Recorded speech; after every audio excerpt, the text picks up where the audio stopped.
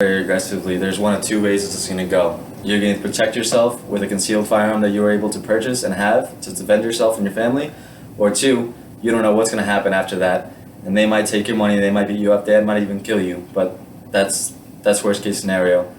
Those are the two ways that it can go. Wouldn't you rather get home to your family safe? You know, this is a pretty big topic going on in our country right now since all the mass shootings, but I firmly believe that our founding fathers gave us the right to bear arms knowing how important security was. So we need to stop blaming we need to stop blaming the guns and blame the shooters, because we know that's what it is. Guns don't kill people, just like pencils don't write answers in books. It's the person that puts the pencil in their hand that does it. Alright? So like I said, this is probably one of the most controversial topics we're going to have in our nation to this day, seeing how prevalent it is in our society. So we were given the right to bear arms since the beginning of our nation was born, and the Second Amendment states that we have the right to bear arms. And now in this stage, we're trying to protect our amendment because people are trying to take it away, such as super strict gun control or take away all our guns. Now, according to Don B. Cates, gun control bans do not work because criminals are not just going to give their guns up. Number one, they also want their security for themselves. Number two, that's how they operate in their system. They use fear to operate. Okay, so we might be good citizens and give those guns up, but it's not going to happen with criminals. And that's, like I said, Don B. Cates said that.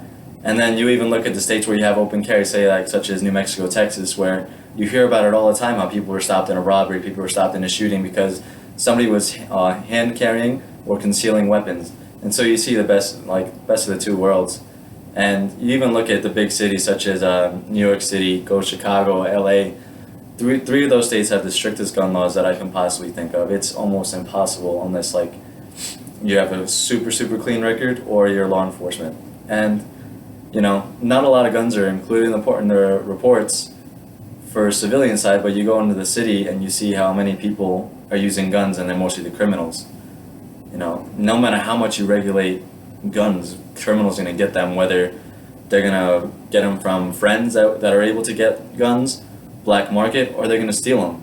A study done by hotair.com found that most are never even going to buy a gun because they have criminal records, and they have the fear that it's going to be tracked back to them because there's a serial number on the side of the gun that tracks everything back. So that's one big reason. And so, you know, I would say the solution to this problem is to make hunting for illegal weapons more aggressive, such as, you know, the way we have the war on drugs, we should have a war on weapons. Not for us, we should have one in our homes, I firmly believe that. But we should have at least a hunt out for illegal guns. So, and like I said, the black market's a big place where people get it, and it's not going to stop you no matter how much you regulate anything. Bad guys are going to get what they want. Good guys are kind of going to get screwed. But so roughly 15% of Americans have a criminal record, and out of 90 of those, the murderers have a prior record that disables them from even to buy a gun. So that was also a study done by Don B. Cates, and that just goes to show you how, who would be buying a gun compared to who wouldn't be buying a gun. All right. And so what happens if everyone has guns? I'm going to give you actually a pretty good example. Take Sweden, for instance. After they're done with their enlistment in the military gives them their issued weapon. And so every home in Sweden is required to have a weapon on them, most likely a rifle, but they probably have some handguns here and there. And, you know, I'll give you at a crime master, they said that the violent crime in the U.S. is 3 times higher than in Sweden. So keep that in mind. And the murder rate is 5 times higher in the U.S. than Sweden. You know, you could take that for instance. That's just a nation that everyone has guns. So why would you want to go rob a place if you know that they're going to protect themselves and have guns? It's a lot easier to go inside a place knowing that they're not secure if people take away our guns and the criminals go in there and they know they're going to do whatever they want because they have the guns and you don't. But towards the end, it's a sore subject, and to get on one side of the topic, but guns don't kill people. People kill people. Right? So you wouldn't blame a knife for stabbing a person. You blame the person holding the knife that was stabbing them.